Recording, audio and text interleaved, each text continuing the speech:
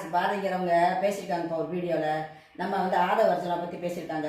ஒரு லாட்டரி சீட்டு குடும்பத்திலேருந்து வந்தவங்க ஆட்சிக்கு வந்தால் எந்த லட்சணத்தில் இருக்கா ஆட்சி அப்படின்னு சொல்லி கேட்டிருக்காங்க. லாட்டரி சீட்டு எங்கே இருந்து தொடங்குச்சுன்னு உங்களுக்கு தெரியாதா? நீங்கள் ஒரு மூத்த தலைவர் தானே. 1960 சீனியர் அண்ணாத்துறை இருக்கும்போது லாட்டரி சீட்டு ஆரம்பிச்சிட்டாங்க. ₹1 லாட்டரி சீட்டு.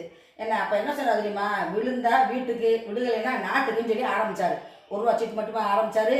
சுரண்டல் லாட்டரி வேற வந்துச்சு. அதில் இருந்தவங்களாம் நிறைய பேர் இருக்காங்க. கெட்டு சீரழிஞ்ச குடும்பம் நிறைய பேர் இருக்காங்க.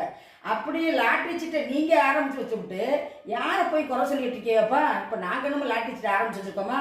நல்ல வேலை நீங்கள் ஆரம்பிச்சு கிட்டத்தட்ட 40 வருஷம் இந்த லாட்டரி சீட்டு ஓடுச்சு.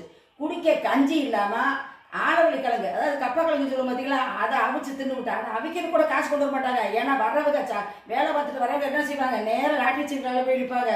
₹1 லிட்டுவாங்க, லாட்டரி சீட்டு வாங்க, சுரண்ட லாட்டரி சுரண்டி இந்த காசு போகிறாங்க கொடுத்துட்டு வீட்டுக்கு வர காசு ₹5 ₹10 தான் வரும். விறகு வாங்க காசு இல்லாமல் கருவேல முள்ள கொண்டாந்து வச்சு ஆலவழி கிழங்கு அவிச்சு தின்ன காலம் உங்கள் காலம். என்ன இப்படி இருந்துட்டு இவங்க மேலே பழிபடாதீங்க. நல்ல வேலை அந்த புண்ணியவதி ஜெயலலிதாமா வந்துச்சு. 2003 லாட்டரி சீட்டு வேணாம், மக்கள் படுபாடு படுறாங்க, குடும்பம் கெட்டு போகுதுன்னு சொல்லிட்டு அந்த மாதிரி பேன் பண்ணுச்சு. இந்த கதையில உங்களுக்கு தெரியாதப்பா? எதுவுமே தெரியாம ஆர்எஸ் பாரதி நீங்க எப்படி பேசிட்டு இருக்கீங்க? நீங்க எல்லாம் என்னதே நினைச்சிட்டு இருக்கீங்க தெரியல. எதுக்கு எடுத்தாலும் நாங்க தான் காரணம். உங்க மேல இருக்க நீங்க தப்ப உணர வரைக்கும் நீங்க ஒரு நல்ல தலைவராகவே இருக்க முடியாது.